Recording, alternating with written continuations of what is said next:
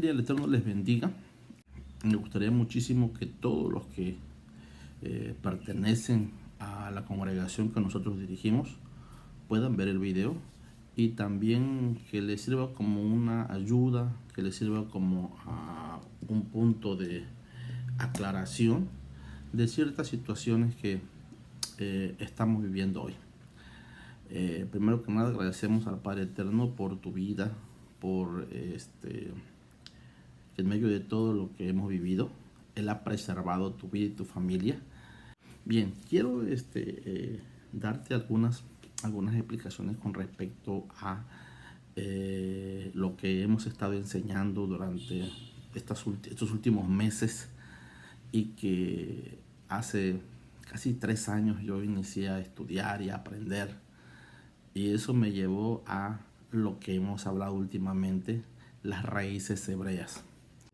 Hoy más que nunca estamos haciendo un retorno a las escrituras, dar explicaciones, dar aclaraciones, traer una revelación basado en las escrituras y no basado en nuestra propia interpretación, en nuestra ocurrencia y en nuestros pensamientos. Por eso quise hacer este video, para que tú, que eres parte de la congregación, entiendas un poquito. Por esa razón quiero aclararte algo interesante. ¿Qué es lo que estamos enseñando? Raíces hebreas. ¿Qué son las raíces hebreas? Las raíces hebreas son el estudio de las escrituras, la comprensión de la Biblia, el entendimiento de la Biblia, la interpretación de la Biblia desde el pensamiento hebreo. ¿Qué es eso? Desde el pensamiento y el concepto de los hombres que Dios utilizó para escribir las escrituras. Recuerda que la Biblia fue escrita en hebreo y todos los escritores fueron hebreos, o como comúnmente los conocemos, israelitas, y otro sinónimo, judíos. Desde ese pensamiento, todo autor, toda persona que va a escribir un libro lo va a escribir desde su pensamiento y de su perspectiva. Desafortunadamente la gran mayoría no lee, y por esa razón tiene un conocimiento muy limitado, no solamente de las escrituras, sino aún de la propia vida, de su cultura, de su nacionalidad. Pero si tú te dieras el tiempo de leer escritores chilenos, argentinos, te vas a dar cuenta que mucho de lo que escriben van a utilizar obviamente un vocabulario dependiendo a la persona o al grupo de personas a las que quieran llegar. Cuando hablamos, por ejemplo, de una novela escrita, cuando hablamos, por ejemplo, de un ensayo científico, de un libro que está inclinado hacia la ciencia, pues cada persona va a usar un vocabulario que ese grupo puede entender. Cuando hablamos de poetas, libros que tienen que ver con la poesía, pues el poeta va a utilizar un libro que la persona muchas veces muy humilde o sencilla en conocimiento para comprender. Todo va a depender a dónde se dirija ese libro, Entonces, pero van a usar su vocabulario, van a usar su cultura, van a usar todo lo que les rodea en su entorno. Van a utilizar palabras que para nosotros van a sonar raras, pero que para ellos en su cultura y en su lenguaje, sean chilenos, sean argentinos, sean guatemaltecos, van a utilizar un lenguaje que envuelve su cultura. Así es que van a haber palabras que tú no las vas a conocer. Van a haber palabras que tú, a lo mejor que aquí en México significan una cosa, pero allá en otro país significan otra cosa. Pero ¿qué es lo que está pasando? Que estas personas que escribieron sus libros, pues sencillamente están utilizando un lenguaje común a ellos. Para ti va a sonar raro, para mí va a sonar raro, pero para ellos no, porque eso es su cultura, Por ejemplo, si yo llego hablando a Guatemala del pochitoque, aún aquí mismo en México, yo hablando, no sé, en Chihuahua, no sé, en otro lado, no se conoce esta especie, y yo hablo del pochitoque, probablemente el pochitoque sea una palabra que tenga un concepto, un significado diferente a como lo conocemos los tabasqueños. Así es que alguien, si me escucha hablar del pochitoque, Y si yo no aclaro qué significa el pochitoque, bueno, pues él va a darle la interpretación de acuerdo a cómo él ha entendido esa palabra. Si hubiera dentro del auditorio una persona que está vasqueña, obviamente él va a entender a qué me estoy refiriendo, ¿no? O el término pozol. Entonces, yo recuerdo que cuando estaba creciendo, nosotros fuimos acostumbrados a usar la bebida típica de Tabasco, el pozol. Y cuando de repente escuché la palabra pozole, estaba yo creciendo apenas. Cuando uno es pequeño no pone mucha atención en cómo se dicen las palabras, sino que lo primero que entiende lo toma. Y cuando yo escuché la palabra pozole, yo pensé que era lo mismo que el pozol, hasta que ya me explicaron y me dijeron que pozole era una comida y pozol, pues obviamente ya lo conocía, no era una bebida. Pero a lo mejor es algo muy burdo, a lo mejor es algo muy sencillo, pero digo porque en mi mentalidad infantil pues no sabía cómo discernir entre una cosa y la otra, hasta que ya me explicaron y ya entendí de qué se trataba el pozol. Incluso cuando veníamos aquí a Cancún y estábamos todavía radicando en Tabasco, platicábamos sobre el pozol y algunas personas pensaban que el pozol era la comida que algunos ya conocemos. Y ya teníamos que explicarles que no, que el pozol era una bebida y que el pozole era una comida. Algo muy sencillo, pero para que te des una idea que en eso tan simple y tan sencillo hay un significado diferente. Así es que vuelvo al punto, ¿no? ¿Por qué estamos haciendo el estudio de las raíces hebreas? ¿O por qué estamos enseñando desde las raíces hebreas? Porque recuerda que la Biblia fue escrita originalmente en un lenguaje diferente al nuestro, al hebreo. Y Dios utilizó a estos hombres con una cultura, con una lengua, con una sociedad y costumbres diferentes a las nuestras. Cuando se escribe la Biblia originalmente en hebreo, para que las demás naciones, las demás lenguas, los demás países puedan ser bendecidos con la palabra de Dios, comienzan a hacerse traducciones. Las traducciones y las versiones son cosas diferentes. Comienzan a hacerse traducciones. Estas traducciones tienen como objetivo, tienen como fin el poder entregar la Biblia en un lenguaje propio de cada nación. Y por esa razón hay traducciones en español, hay traducciones en inglés, hay traducciones en portugués y así te puedo decir una lista de muchas traducciones que gracias al Padre Eterno la Biblia ha llegado a muchos países e incluso se han traducido las escrituras a las lenguas indígenas. Entonces, la Biblia fue escrita originalmente en hebreo, pero para que llegara a todas las naciones había que hacer una traducción de acuerdo a la lengua que se hable en esa nación. Y así comienzan las traducciones. ¿Qué sucede cuando se hace una traducción?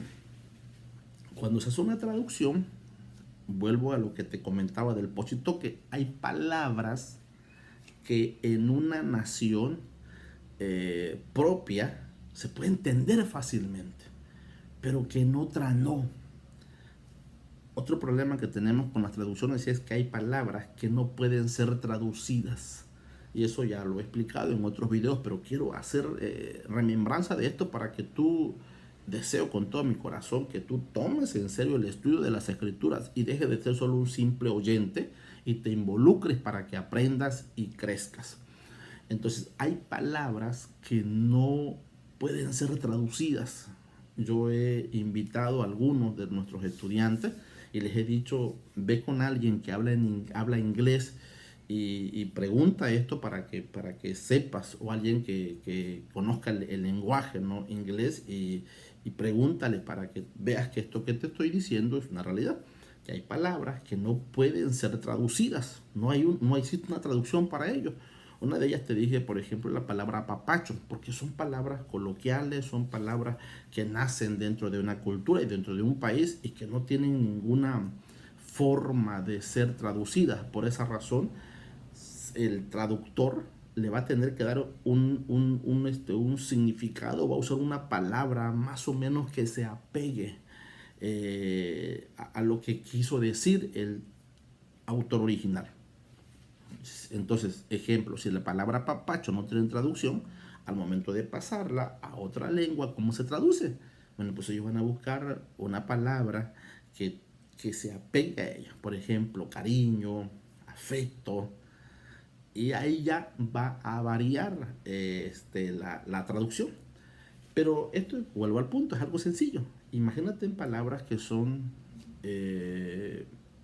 extensas, que son complicadas y que al momento de traducirlas, como no hay una palabra que se asemeje en otro lenguaje, así que se va a usar pues una palabra que muchas veces limita al entendimiento o a la palabra original. Se van a usar muchas veces palabras incluso que den una idea diferente o contraria a lo que realmente el autor original quiso decir. Pero vuelvo al punto. Esto sucede al momento de traducirla. Y eso fue precisamente lo que pasó con nuestras traducciones. Recuerda que la Biblia que tú y yo poseemos, la Biblia que nos llegó en un lenguaje, en la lengua española, es una traducción. Pero no solo eso, es una traducción de la traducción de la traducción. O sea que cuando a ti te llega la Biblia en español, ya sufrió una, dos, tres alteraciones. Ya se tradujo en otras lenguas. Eso por decirte algún detalle. El siguiente detalle que tenemos con las traducciones es que los escritos originales de la Biblia no están completos. Imagínate que se han encontrado, por ejemplo, del libro del profeta Isaías, más de 50 copias, porque no hay el libro original, sino copias. O sea, copia de la copia de la copia de la copia de la copia de la copia de la copia de la copia de la copia, hasta llegar hasta 50, por ejemplo.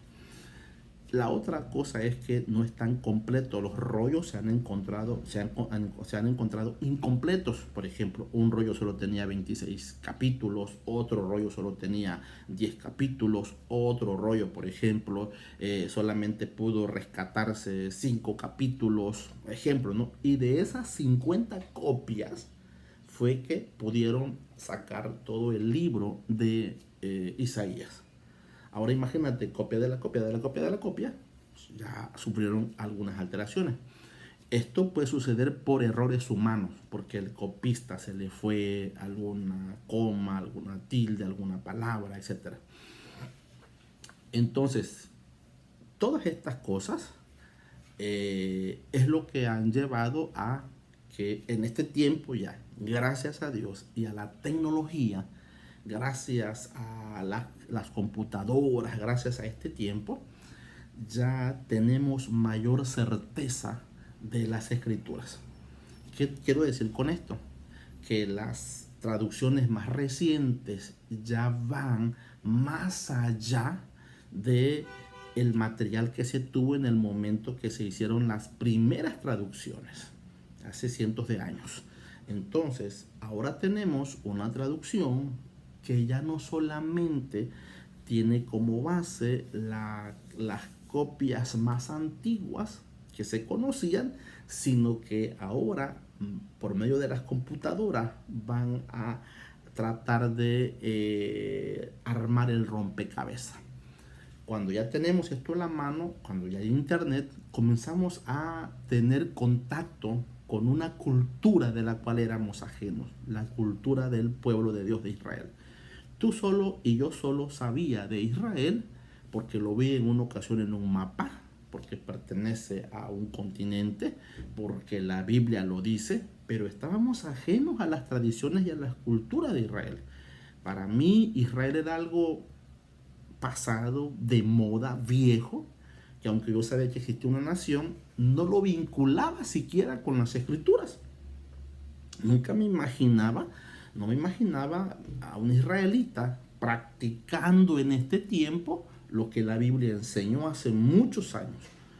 Aparte de que cuando yo hice algunos estudios, me enseñaron que la lengua hebrea era una lengua muerta. Y desafortunadamente eso es lo que a todos los estudiantes les enseñan. Vayan a un instituto bíblico, ya sea que vayan a un seminario, ya sea donde quiera que vayan, le van a decir que la lengua hebrea es una lengua muerta. Eso realmente, mis amados, no es cierto. Lo que sí es cierto es que existe el hebreo bíblico y existe el hebreo común. Si tú vas, por ejemplo, a Israel, vas a mirar que hay un hebreo, la lengua hebrea, que se usa de manera común en el pueblo de Israel. Pero vas a mirar que hay un hebreo bíblico. ¿Por qué hay un hebreo bíblico? Bueno, porque la lengua en la que se escribió la Biblia, que data de miles de años, el lenguaje que se usó era un lenguaje de esa época. El lenguaje que se usa hoy, por ejemplo, voy a darte un ejemplo rápido, ¿no? ¿Por qué el hebreo bíblico y por qué el hebreo común, vaya? Porque en el hebreo bíblico nunca vas a encontrar la palabra computadora, porque no existía, obviamente, ¿verdad? Entonces vas a encontrar palabras arcaicas, palabras hace muchos años, pero con un significado y un peso tremendo que va a tener una relevancia aún en nuestros tiempos. Entonces, eso es lo que pasa. Entonces, por eso mucha gente que no conocía, no tenía contacto con Israel, decía, la lengua hebrea está muerta, ya no existe, ya. ¿Para qué estudiamos la lengua hebrea si ya no existe? Y eso realmente es una mentira. La otra cosa que llevó a este paradigma es que el judío o el israelita ha sido muy celoso de las cosas de Dios. Tan es así su celo que por todas las situaciones que vivieron cuando fueron exiliados, cuando fueron a otras naciones y fueron casi desaparecidos de la tierra, los judíos preservaron y guardaron en lo secreto todo lo concerniente a las cosas de Dios. Y tenemos, por ejemplo, a exiliados como Jeremías, como Isaías, como Daniel, que ellos, a pesar de estar en una nación fuera de Israel, ellos siguieron guardando su fe y manteniendo su fe. Ellos nunca dejaron de orar en hebreo, leer las pocas escrituras que tenían en hebreo y de hacer todos los, todas las fiestas y las celebraciones en hebreo, pero obviamente de manera reservada porque estaban en un país ajeno y ellos eran extranjeros, pero las guardaron, ¿no? Ellos estaban, por ejemplo, en Babilonia y no podían ir a Jerusalén porque pues ellos eran exiliados, pero sabían exactamente las fechas en las que se celebraban las fiestas que ellos cuando estaban en su tierra las hacían. Eso es como cuando, por ejemplo, ¿no? Has escuchado que en Estados Unidos el 15 de septiembre, allá los mexicanos, bueno, como tienen libertad, pueden celebrar, que saben que es el día de independencia, ¿no? Entonces, ellos lo saben. Ahora imagínate que, el mexicano no tuviera esa libertad de celebrar el día de independencia en Estados Unidos. Pero que si son patriotas, ellos en sus casas, encerrados con su familia, a lo mejor van a poner su banderita mexicana y ellos van a hacer su fiesta ahí, porque es el día que recibimos libertad, porque son patriotas, porque son mexicanos, se sienten parte de México, aunque están en otra nación, pero como si fuese el caso que se los prohibieran, pues lo harían ahí encerraditos. Bueno, eso era lo que pasaba con Israel cuando eran exiliados, cuando retornaban. Por eso cuando tú lees la Biblia, ¿no? Y miras el interés, y miras, por ejemplo, uno de los salmos de David, que incluso no es de David, sino que recogió de alguien más cuando dice, Señor, ¿cuándo nos traerás otra vez de vuelta a Israel? Cuando estábamos en los ríos nos sentábamos a cantar, en los ríos de Babilonia a cantar, y la gente nos decía de Babilonia, canten alabanzas a su Dios, y decían, ¿cómo vamos a cantar si estamos exiliados, ¿no? Hablando un poquito de la tragedia de cuando fueron llevados cautivos. Ahora, yo lo que quiero es que tú comprendas que el pueblo de Israel jamás se olvidó de sus costumbres, de sus tradiciones, ni de la ley de Dios. Jamás se olvidó del servicio a Dios. Y aun cuando estaba en otra nación, aun cuando estaba en otra tierra, ellos procuraron guardar esa fe en su interior. Cuando retornan a Israel, el interés es reconstruir el templo. Si lees, por ejemplo, los libros de Nehemías, los libros de Jeremías, vas a mirar que hay una intención de volver a Jerusalén. Y la intención es reconstruir el templo, porque para un israelita, para un judío, el templo representa, es la mayor expresión de la gloria, la presencia y el nombre de Dios en su nación. Para ellos el templo es lo máximo, ¿no? Puede que no haya nada, pero si hay templo, ellos se sienten súper bendecidos, porque ellos entienden lo que significa el templo para ellos. Nosotros no lo entendemos así. Nosotros, mira cómo lo entiende la mentalidad cristiana. Me salgo de un templo y me voy a otro, y me voy a otro, y me voy a otro, ellos no piensan así como nosotros. Para ellos solo hay un templo, y ese templo es el que se le llama, lo que dijo el maestro: mi casa será llamada casa de oración, pero se refería al templo de Jerusalén. En Jerusalén o en Israel no habían, como hoy aquí, ¿no? Hay un templo o una iglesia, por así decirlo, un templo en Playa, otro templo en Cancún, otro templo. No. Solo lo que habían eran centros de estudio, sinagogas, donde se enseñaba a las personas y se hacían ciertas cosas, pero no se hacía todo lo que en el templo tenía que llevarse a cabo. Por ejemplo, que no se hacía en una sinagoga, no se hacían sacrificios, no habían sacerdotes ministrando las 24 horas al día, no estaban los levitas cantando, no habían los coros, no había nada de eso. ¿Por qué? Porque solamente era un lugar, un centro de estudio. Por eso vas a mirar que el apóstol Pablo, cuando viaja a uno de sus viajes misioneros, él renta una casa, la alquila y allá hace un centro de estudio. Pero él no puede ofrecer todo lo que se hace en el templo de Jerusalén. Bien, con toda esta información que no sabíamos, y que por eso mucha gente alegaba y decía: ¿para qué estudiar la lengua hebrea si ya está muerta, si ya no sirve, si ya no tiene sentido?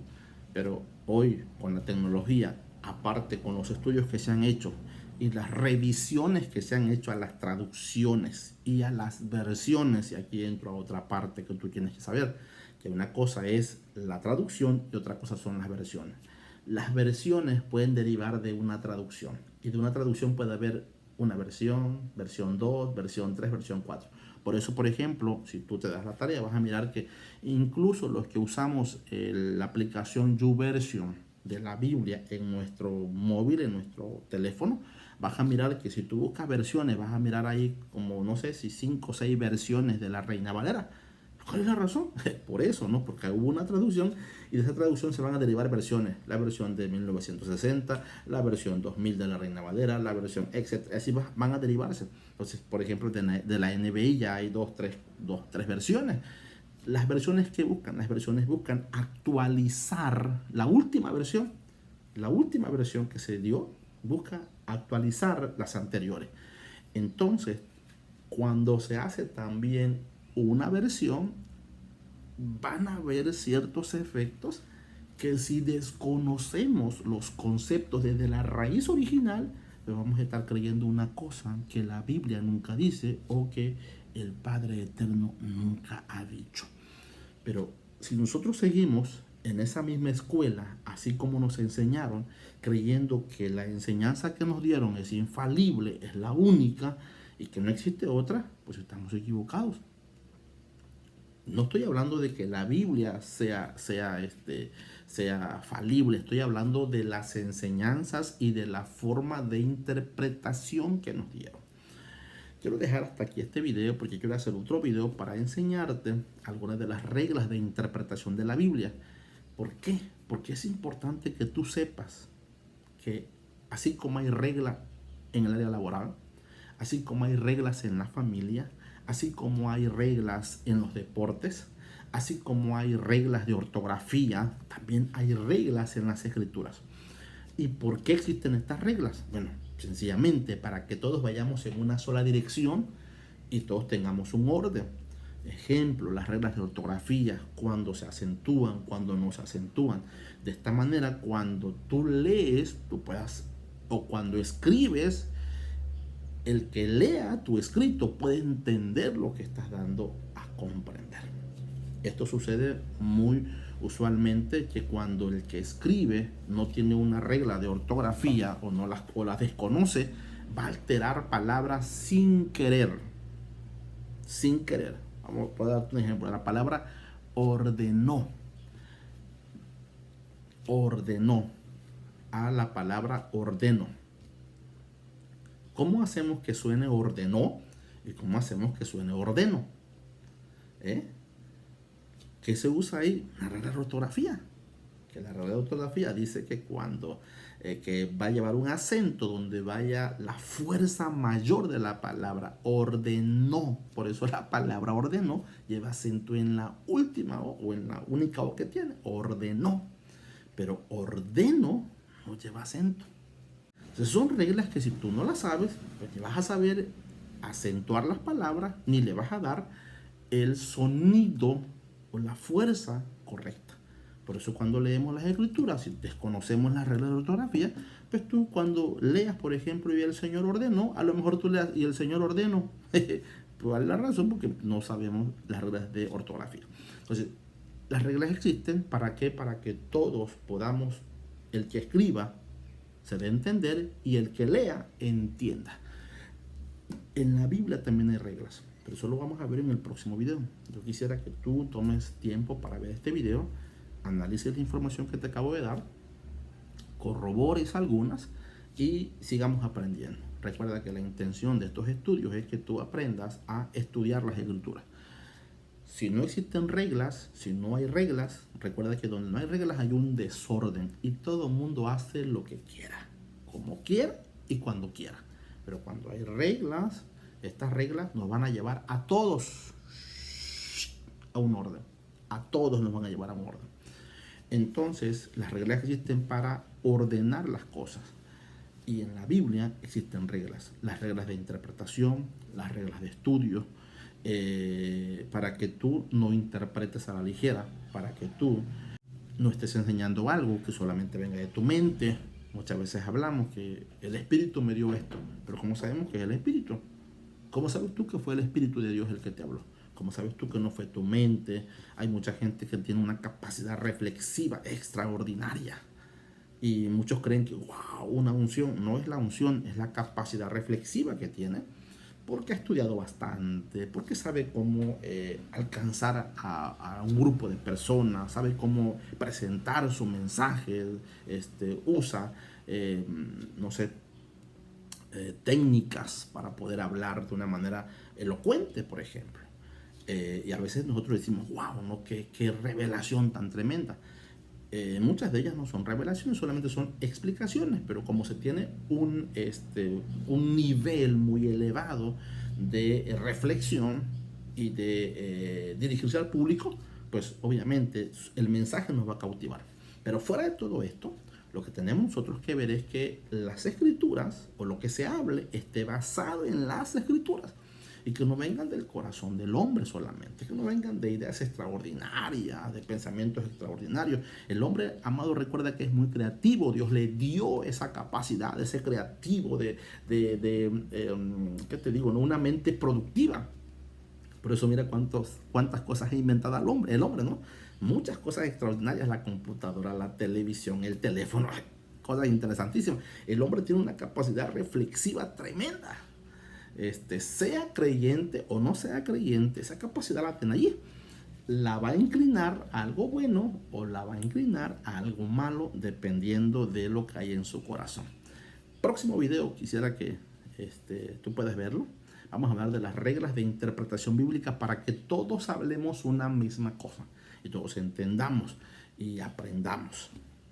Deseo con todo mi corazón que tú, que eres parte de la congregación, sigas aprendiendo. Estudiar raíces hebreas es ir a las palabras originales, entender el concepto original, entenderlo en la lengua original y luego traerlo a nuestra vida. Ya que ya lo entendí, ahora voy a aplicarlo a mi vida, porque recuerda que esto no es asunto de llenar mi cabeza de conocimiento, no, sino de ponerlo en práctica. Conocer al Dios de Israel, conocer su pensamiento, su corazón a través de las Escrituras y con la ayuda de su Espíritu Santo nosotros poder dirigirnos a hacer su voluntad. Nos vemos en la próxima, mis amados. Papá les bendiga muchísimo. Cuídense. Bye, bye.